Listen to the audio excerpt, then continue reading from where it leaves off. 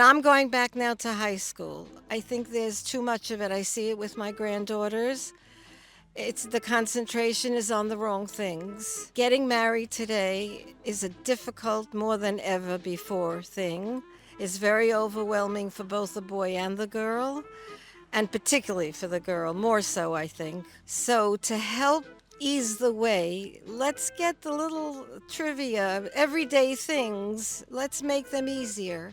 So you can concentrate on the spiritual, on what Hashem expects a couple to do in their marriage, and how you can grow. So back to the trivial sewing classes. One of my children, a son, came to me recently and said, Ma, I have two buttons on my suit. Can you sew them on? Please, I'm not disparaging anyone, not my daughter-in-laws for sure. Maybe they're busy, but I think the girls today don't know what they figure. If something is torn, why even bother sewing it? Just throw it in the garbage. You could buy another one so cheap. I don't know. To me, that's wasteful, even if you waste as much as $1. Another course, helpful hints. There are books you can take out of the library. There are household detergents and liquids and cleaning fluids that can help you and save you money. If you have bugs, it's springtime now. You call in an exterminator, they charge you a few $100s to do your house. Do you know that if you use cayenne pepper and you have ants, you can draw a line of the pepper and the ants will not come in? In one of our homes, we had them coming in through the door from the porch, so we just put the cayenne pepper down there. Does it work? And it works, yeah. Another thing, these are hints that you can get either by reading, but if they give you a course and girls talk about it, yeah, my mother does it, it'll stick with you when you get married. You'll remember it. And now, speaking of these huge, beautiful houses, which I totally am thrilled that we from people have finally gotten to that place financially where we can afford it, because my brother Oliver Sholm, who's no longer living, was the youngest public relations director of UJA at age 30, was written up in the Wall Street Journal. And he used to travel the United States and come home and tell me all the beautiful neighborhoods and the lovely homes. Secular Jews are living there, Asians and people from foreign country. Where is the place for us Orthodox Jews with 7 and 8 kids? We live in apartments. We're lucky if we find a house. So now, these many years later, I get pleasure when I walk into a home and it's beautiful. But let's not forget, every child has their own room. It becomes solitary confinement.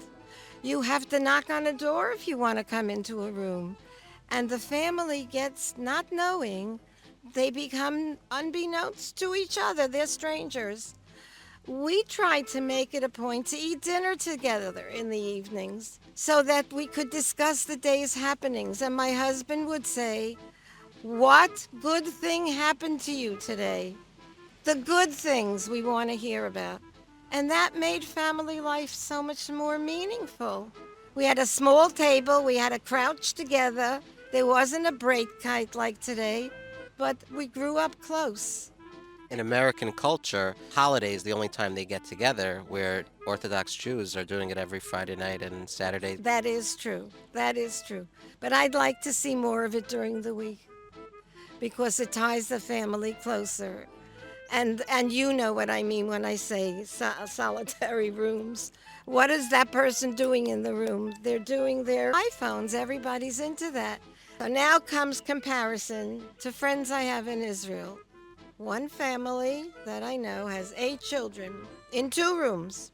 How do they manage? There are 6 girls. The girls sleep in the one major bedroom with 2 bunk beds and a trundle underneath. That makes 6. There's no walk-in closets there. You can't have 24 dresses each. But you know what? They go to sleep together. They get up together. They argue. They fight. And they make up together. The son, who's the 7th child, sleeps on the mirpeset, the porch. Because in Israel, the weather is warm even at night.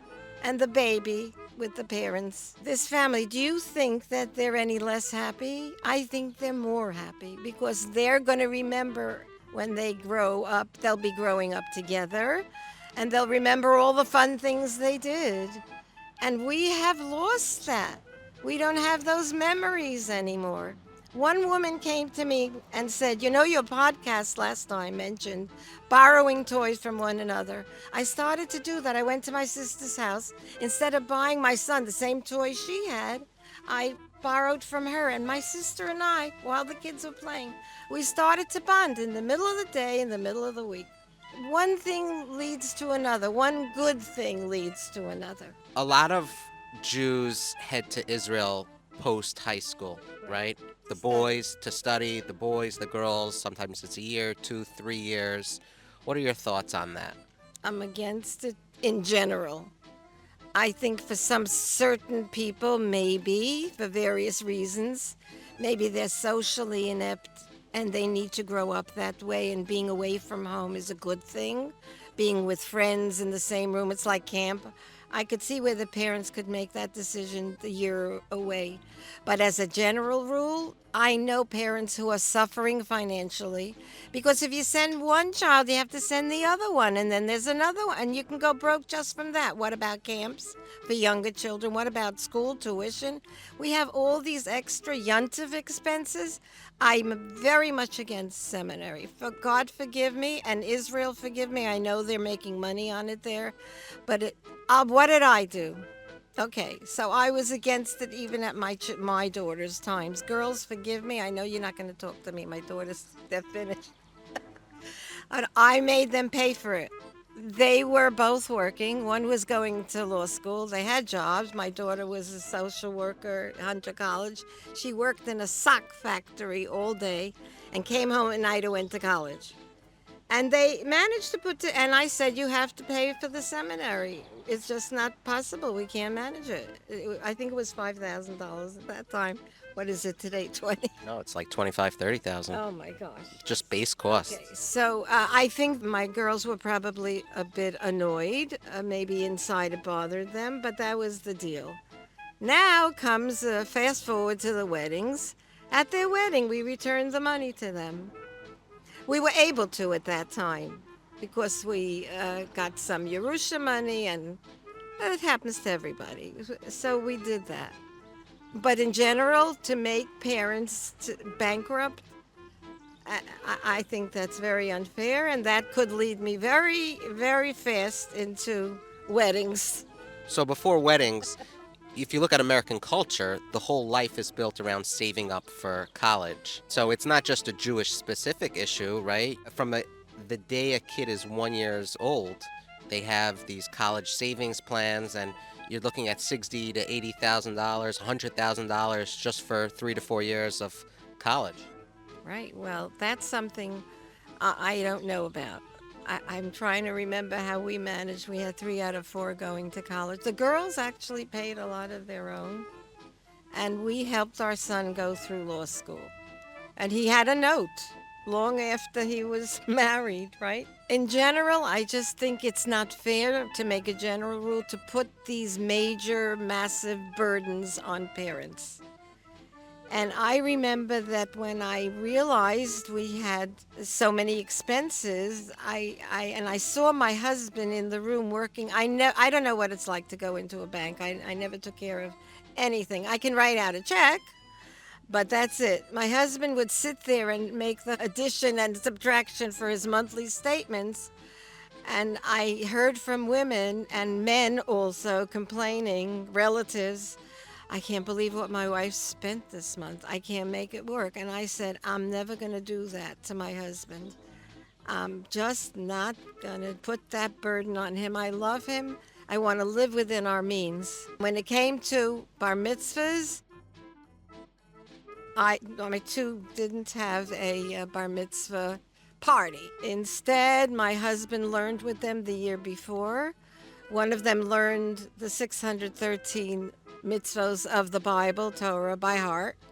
And the child was very proud to recite them. I remember cooking and having the family over on Shabbos. They laned in shul all the laning and all the davening. My grandsons are doing that today. That son who memorized is now taught his sons to lane. In the shul they're in Muncie, they are always called to lane. On their bar mitzvah, they did davening, laning, the parsha, the everything. What comes after the parsha? Haftorah. I don't want to brag. And I'm sure that a lot of people would say you're wrong, you missed out in life. You should have had a bar mitzvah party. And it's very exciting, it's very nice. Okay, so that's your way. But I feel if you're placing this financial burden on your husband, it's just not fair. And it's not the way, it's not the Yiddish way, because that's not what's important. We'll be right back with the internet's favorite Jewish grandma, Grandma Dina, and she has a few amazing Jewish lessons coming up. But first, and Jewish grandma has been telling you about Colel Chabad, Israel's neediest. They've been caring for the needy in Israel, Holocaust survivors, widows, orphans, people who have lost loved ones in the war. This war that just does not end in Israel. Kol Chabad is there from the north to the south. They're providing groceries, much needed resources, therapy. So much is needed for our friends and family in Israel. So if you have just a few dollars and you're able to make a donation, if you have more, then God bless you. Thousands of dollars came in our last episode with Jewish Grandma, and we need more help. So click the link in the show notes, kolchabad.org/Jewish Grandma. Tell them Grandma Dina sent you. Give whatever you can. You can give a monthly recurring donation. It goes a long way to help the people in Israel who need it so, so, so badly. And now back to our episode with Grandma Dina. My wife did all the cooking together with some family instead of hiring a caterer. Beautiful. Right? We can transition to talking about weddings, the cost of food for 3 to 4 hours, and then poof, that money's gone. Right, that's right.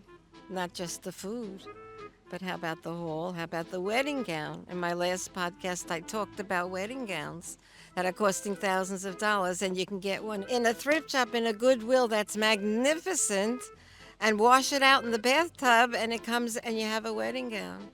So there are ways to get around everything if you just open your eyes. What was your business? You ran multiple businesses. Yeah, no, we had an antique shop in Borough Park, and I'm very proud and happy to say that the best part of it was the chesed that we were able to do. Because my mother said when she was alive, all of a sudden, whatever business children are taken into, always remember to find a path to help others. And we found the path. We started giving away furniture. We called it chesed furniture. We were more busy sometimes with that than our own business. I remember losing money because I was busy giving away furniture for free, and upstairs my husband was in the store. I was in the basement and saying, your customer's here, blah, blah, and she wants to buy. And I said, I'm in the middle. I'll tell her I'll be up in 10 minutes. And she said, I have no time to wait. And she left. So Hashem sent us other business that same day. But the point is we try to help others. And I think every Jew is like that. I don't find that I'm any different than anyone else. Even without being asked, we look for ways to help others. And certainly if we're asked, if you say to me, could you come tonight and help me with my mother-in-law? She has a would I say no? I'll find a way, or I'll find someone. Please forgive me if I sound like I'm bragging. I'm just trying to tell you what there are ways in life to do things. And I remember when we were in Israel for a year, we found ways to do chesed, and people would say, where do you find these families that you just told me the family you went to is living in a cave? And I said, yeah, it's an actual cave. And we brought them strawberries, and I took my daughter with me to give them the strawberries. And the little girl said, Mommy, could I have one now? And Mommy said, no, we hope we keep them for Shabbos. And my daughter started to cry. We're back to the weddings that cost massive amounts of money, and the food, like you said, the women are all on diet. So the first thing is everyone gets a big challah at the setting, and that challah gets picked up after the meal and thrown into the garbage. And at one point, I remember I used to go to the kitchen and say, don't throw it out, I'll take the bag home. And I would give it to the birds in the park my backyard. I just couldn't handle seeing that because I was thinking of my grandmother and my aunt who were in Auschwitz. And my grandmother Every time I peel potato peels and I throw them out, I feel she would have been happy to have them. How do you waste food? We Jews know what food means. We're always Jews with bags. Why are we with bags? Because we feel we have to take Seder Laderech, something to eat along the way. We may not have, we may not get.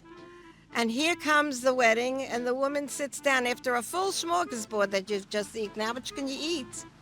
And we pick at our food. You know, we'll take a little of this, a little of that. You look at the plate, it's almost full, and it gets thrown into the garbage.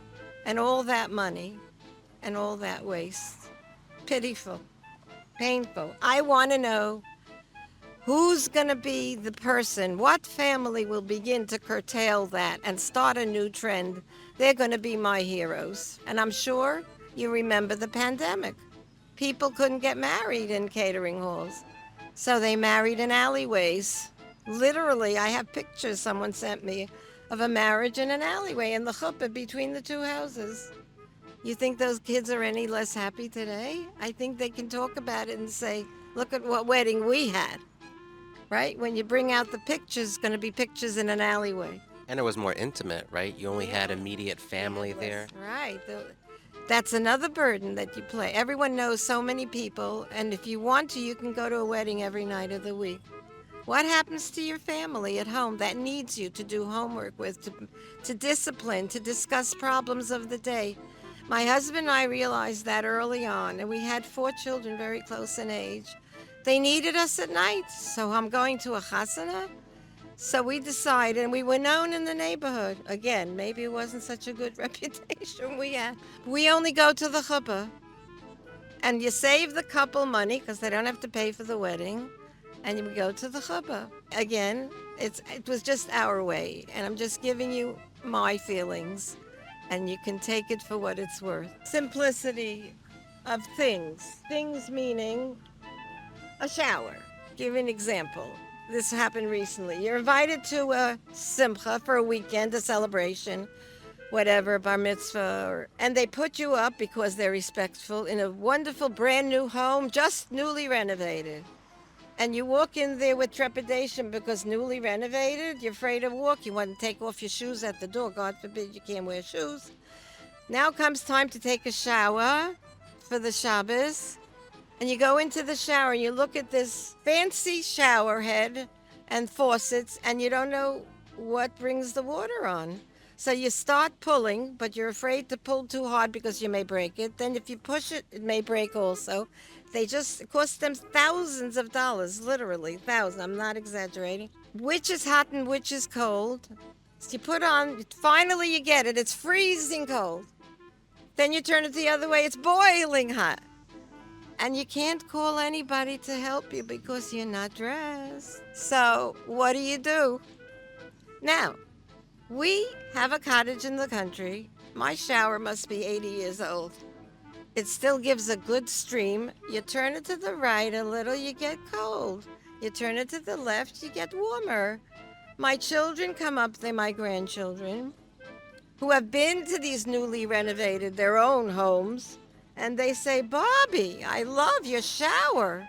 It's in a bathtub. It's not even a stall shower. And they love it there. Simple. It's the same water that the rich guy in Back Lawrence uses for his shower. And it's the same heat, and it's the same towel that you're going to dry yourself with. Simplicity. Don't fix it till it breaks. The benches we're sitting on, my friend and I were instrumental in getting the park to put them in because there are a lot of elderly people. Some of us like to play mahjong. Then there are men who want to play chess, and there were no tables here. I dragged my friend, and she and I went to the municipal building of Cedarhurst of our county. And we went to their meeting and we requested that they put in the benches.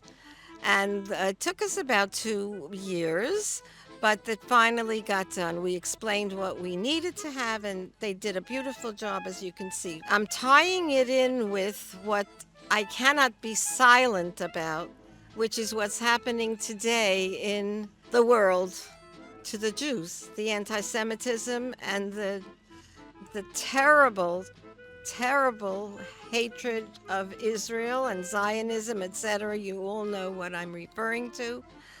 And I say to myself, what can I do? I'm old. I have my health issues. I'm getting frail, but I still have one thing left, Dina, the power of speech. And so I have decided to use that, and in that way to continue as long as Hashem grants me the days that are normal and healthy. I will hope to do that. So the benches we accomplished just by speaking. We got up the way I'm speaking to you, and the board of the county, all the president, vice president, they're sitting there on their benches, and we requested, and here they are. The cement also? You put this all down? Everything. The cement was put down. There was nothing here but grass. So when I realized it was that easy, and with all that's going on in the world, what can I do to help the situation? I can't go fundraising. I can't go to Israel to volunteer and pick fruits. I would love to. I started in Florida. I walked into a doctor's office and I was smashed. I had never seen such a state-of-the-art office. It was magnificent. My eyes were popping. When the doctor came in, he gave me about less than 3 minutes of questions. I couldn't even catch my breath and he was out of there. And I had questions, so of course he knows that. His assistant took my questions, but I met him in the hallway when I was about to pay, and I said, Dr. So-and-so, would you mind? I'd like to speak to you. And he said, sure. And he takes me in the waiting room full of people. He says, okay, he stands there, and I'm next to him. What can I do for you? I said, no, I want to speak to you privately. So we went in the hallway, and he said, yes.